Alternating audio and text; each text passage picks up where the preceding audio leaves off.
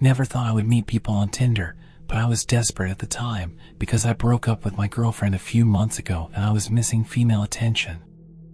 I never thought it would be the worst experience of my life. My name is Mark, and this happened in Austin. I should have known something was off from the start. But when you match with a girl who looks like she just stepped off a magazine cover and she's actually interested in you, your instincts tend to take a back seat. Her name was Jessica, or at least, that's what her profile said. Blonde, green eyes, the kind of face that makes you double check if it's a fake account. But she was real. Or at least, she made sure I thought she was. She responded instantly to messages, laughed at my dumb jokes, and asked all the right questions. Most girls take forever to reply, but Jessica? She made it seem like she was waiting just for me. After a day of texting, she was the one who suggested we meet in person. No hesitation, no playing hard to get. That should have been my first red flag. But instead of questioning why a girl like that was so eager, I was flattered. I agreed to meet her at a bar downtown, somewhere I'd never been before but wasn't completely unfamiliar. I got there early, scanning the booths, half expecting her to cancel last minute. But then she walked in. And she looked even better than her photos. Tight black dress, effortless makeup, and a confidence that made it seem like she owned the place. She smiled at me, and just like that, any lingering doubt vanished. The conversation flowed easily at first. She leaned in, laughed at my stories, brushed her fingers along my wrist as she reached for her drink. I felt like the luckiest guy in the world. But then, little things started to add up. She kept glancing at her phone. Not just once or twice, constantly. Her eyes flicked down to the screen between sips of her cocktail. I joked, got somewhere better to be, but she just smiled and tucked her phone away, only to check it again a few seconds later. I ignored it. Maybe she had friends checking in on her. Maybe she was nervous. I kept talking, trying to shake the weird feeling creeping up my spine. But then, she excused herself to the bathroom. And she never came back. At first, I didn't think much of it. I scrolled through my own phone, sipped my drink, waited. 5 minutes passed. Then 10. After 15 minutes, I started to feel ridiculous. I texted her. No response. Called her. Straight to voicemail. By the 20-minute mark, the bartender gave me a sympathetic look like he'd seen this happen 100 times before. "She's not coming back, man," he said as he wiped down the counter. I laughed it off, acting like I wasn't completely humiliated. Maybe she had an emergency. Maybe she got sick. Maybe she just changed her mind. Whatever the case, I wasn't going to sit there like an idiot any longer. I paid for my drink and headed outside. That's when I saw them. 2 men, leaning against the wall near the alleyway beside the bar. They weren't smoking, weren't talking, just standing there, watching. As soon as I stepped out, one of them shifted, nudging the other. My stomach dropped. I pulled out my phone, pretending to check something as I walked, trying to act normal. But I could hear their footsteps behind me. Slow. Steady. I turned the corner, quickened my pace, and so did they. That's when I knew this wasn't just some bad date. This was something else entirely. My heart pounded in my chest as I picked up my pace, hoping I was just being paranoid. Maybe they were just heading in the same direction, just a coincidence. But then I heard it, the unmistakable sound of their footsteps quickening to match mine. I didn't dare turn around. My instinct screamed at me to get out of there, but I didn't want to break into a sprint and make myself look like prey. I had to think fast. The street was mostly deserted, just a few dimly lit storefronts with their metal shutters pulled down for the night. No cars, no people, no help. Then I spotted it, a convenience store up ahead, its fluorescent lights a stark contrast against the dark street. If I could just make it inside, I'd at least have a chance to put some distance between me and whoever these guys were. I took a sharp right and bolted through the doors, the bell jingling loudly as I stepped inside. The clerk, a skinny kid who looked barely old enough to work, glanced up from his phone, unimpressed by my entrance. I forced myself to act casual, stepping toward the refrigerators in the back as if I were just another late-night customer. Through the glass door of a soda fridge, I watched the reflection of the front door. The two men had stopped outside. They weren't looking inside, but they weren't walking away either. One of them pulled out a phone, tapped the screen a few times, then nodded at the other. Shit. I had no idea what their plan was, but I knew I wasn't sticking around to find out. I grabbed a random drink from the fridge and made my way to the counter, doing my best to keep my hands from shaking. I placed the bottle down and dug into my pocket for my wallet. "Y'all open 24/7? I asked the clerk, trying to sound casual. He barely looked up. "Yeah." "Is there a back exit?" That got his attention. He frowned at me, finally taking a second to actually look at me. I must have seemed nervous because his eyes narrowed slightly. "Why?" I hesitated, glancing at the reflection in the glass again. The men were still outside, still waiting. "Just don't want to run into someone," I said, forcing a chuckle. He shrugged, nodding toward a door behind the counter. "Stockroom leads to the alley, but it's locked from the outside." I swallowed hard. So much for an easy escape. I paid for the drink, my mind racing for another option. The moment I stepped back outside, I knew they'd be waiting. I had to do something. Then I heard the bell jingle again. My breath caught in my throat. One of them had stepped inside. The moment the bell jingled, I stiffened. My pulse thundered in my ears as I kept my gaze locked on the refrigerated section, pretending to be casually inspecting drinks. The man who entered wasn't in a hurry. His footsteps were slow, deliberate. I could feel his presence moving closer, the air shifting as he approached the counter. I chanced to glance in the reflection of the soda fridge. He was tall, stocky, wearing a dark hoodie, his hands stuffed deep in his pockets. His posture was too casual, like he was waiting for something. Or someone. I turned slightly, acting as though I just noticed him. He didn't look at me right away. Instead, he walked up to the counter, placed his hands on it, and leaned forward slightly. "Pack of Reds," he muttered to the clerk.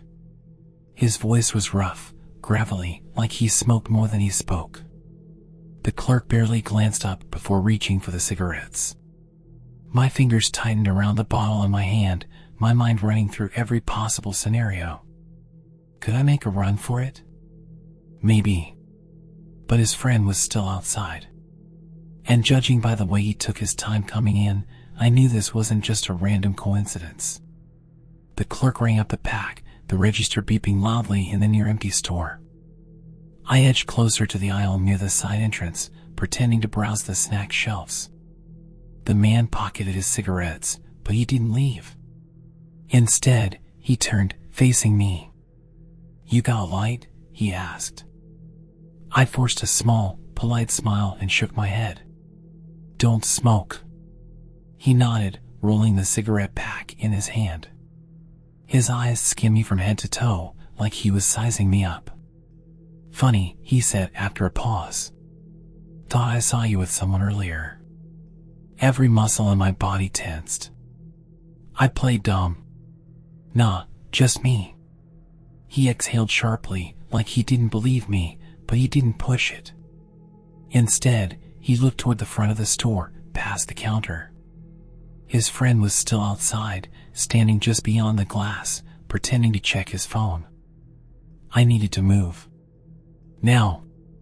The side door was just a few feet away, but if I bolted, I knew it would set them off. I needed a distraction, something to buy me just a few extra seconds. Then I saw it.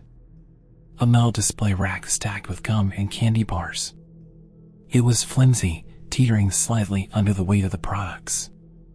If I hit it hard enough, it would tip over. I took a slow breath, steadying myself. One shot. That's all I have. I shifted my weight, pretending to reach for a bag of chips. Then, I lunged. My shoulder crashed into the display rack, sending it toppling over with a loud clang as packs of gum and candy scattered across the tile floor. The sound was deafening in the quiet store, startling both the clerk and the man in the hoodie. I didn't wait. I turned and ran. I sprinted toward the side door, my heart hammering in my chest. My footfalls echoed against the tile floor, mixing with the clerk's startled shout and the man's angry curse behind me. I slammed my palm against the push bar, praying it wasn't locked. The door flew open, and I stumbled into the dimly lit alleyway. The air was damp, thick with the smell of trash and stale beer. A flickering street lamp buzzed overhead, casting long, jagged shadows along the narrow passage. I didn't stop. I couldn't. I bolted down the alley, my breath ragged, my legs burning as I forced myself to move faster. I could hear the door crash open behind me, the heavy thud of boots pounding against the pavement. They were coming. The alley opened into a side street, empty except for a few parked cars. I darted left, scanning for somewhere to hide. A row of dumpsters sat against the wall of a closed restaurant, their lids propped open. Too obvious. A rusted fire escape ladder dangled just out of reach, swaying slightly in the breeze. No time to climb. Then I saw it, a small gap between two buildings, barely wide enough to squeeze through. Without thinking, I threw myself into the narrow space, pressing my back against the cold brick. My breath came in shallow gasps as I listened. Footsteps thundered past. I clenched my fists, my body rigid, willing myself to be invisible. One of the men muttered something under his breath, and I heard them slow down. My pulse pounded so hard I thought they'd hear it. "Where the hell did he go?" one of them growled. A pause. Then the sound of shuffling feet. Check the street. He couldn't have gotten far. More footsteps, then silence. I stayed put, counting the seconds. 10. 20. 30. My legs ached, but I didn't move. I waited, listening for any sign they were still near. A distant car horn blared, a siren wailed a few streets over, but the alley itself remained quiet. Slowly, I inched forward, peeking around the corner. The street was empty. I exhaled a shaky breath, my hands trembling. I needed to get out of there. Fast. Sticking to the shadows, I crept toward the main road, my head on a swivel. Every moving shadow, every distant sound sent a fresh jolt of adrenaline through my veins. I couldn't go home. Not yet. If they had been watching me since the bar, they might know where I lived. I needed a plan. And I needed one now. I forced myself to keep moving, ducking into another alley and zigzagging through the maze of darkened streets. My pulse still pounded in my ears, but I could no longer hear the footsteps behind me. Either they had given up or were searching elsewhere. I wasn't going to wait around to find out. My first thought was to call the police, but my hands were shaking too badly to dial. I needed somewhere safe, somewhere I could gather my thoughts. The city wasn't entirely deserted at this hour, but it might as well have been. The occasional car rolled past on the distant main road, but there were no pedestrians, no open stores. The neon lights of a rundown motel flickered ahead, the only beacon in the darkness. Without hesitation, I made my way toward it. The motel wasn't exactly welcoming, half the letters on its sign were burned out, and the front desk was protected by a thick sheet of grimy bulletproof glass. The clerk barely looked up as I walked in, his eyes glued to a static-filled TV in the corner. I approached the counter, trying to steady my voice. "Do you have any rooms available?" The clerk sighed, reaching under the desk for a clipboard. "Cash only. 30 for the night." I didn't care about the price. I pulled out my wallet and shoved the bills through the slot. The clerk handed me a key without another word, already returning his attention to the television. The room smelled like mildew and stale cigarettes, but I didn't care. I locked the door, bolted it, then shoved a chair under the knob for good measure. Only then did I allow myself to breathe. I pulled out my phone and finally checked Tinder. Jessica's profile was gone. Completely wiped. Like she had never existed. A cold chill ran down my spine. I knew then that I had narrowly escaped something much worse than just a bad date. And yet, as I scrolled absent-mindedly through the app, my stomach twisted. Because I recognized her face again. Different name. Different city. But the same picture. She was still out there. And someone else was going to fall into the same trap. I sat on the edge of the bed, staring at my phone, my mind racing. My body had stopped shaking, but the fear still lingered in my chest, heavy and unrelenting. Jessica, if that was even her real name, was still out there, luring men in just like she had lured me. I had barely escaped, but someone else might not be so lucky. I debated calling the police, but what would I even say? That I went on a Tinder date and got a bad feeling? That 2 men had followed me but never actually touched me? Without proof, they dismissed me as just another paranoid guy who got ghosted. The thought made me sick. My phone buzzed in my hand, and for a split second, I thought it might be her. But it was just a notification from Tinder. You have a new match. My thumb hovered over the app, but I couldn't bring myself to open it. Not after what had just happened. I locked my phone and dropped it onto the nightstand, rubbing my hands over my face. I needed to do something. Even if the police wouldn't listen, I could at least warn others. I logged onto Reddit, typing furiously into the dating horror stories thread. I laid it all out, the too good to be true match, the constant phone checking, the mysterious disappearance, the 2 men waiting outside. I left out my own humiliation, but I made sure to emphasize the danger. As soon as I hit post, the responses flooded in. Dude, I think I matched with her too. Same pics, different name. This happened to my buddy last year in Atlanta. Holy shit, this is bigger than you think. There's a whole operation behind this. My stomach twisted as I scrolled through the replies. This wasn't just a one-time scam. This was organized. And I had barely slipped through the cracks. I stood and paced the small motel room, my mind buzzing. I could deactivate my account, swear off dating apps forever, disappear into the safety of routine, but that wouldn't stop them. And it wouldn't save the next guy. I pulled my phone off the nightstand and unlocked it. If the police wouldn't listen, maybe the internet would. Maybe someone out there had already pieced this together. Maybe we could stop it. I started typing again, this time more determined. If you see this girl on Tinder, run. If you like this story, don't forget to like this video, subscribe to the channel, and click on the bell to listen to new stories from Mr. Fear every day. Also, share your creepy Tinder dating experiences in the comments. Thank you for watching.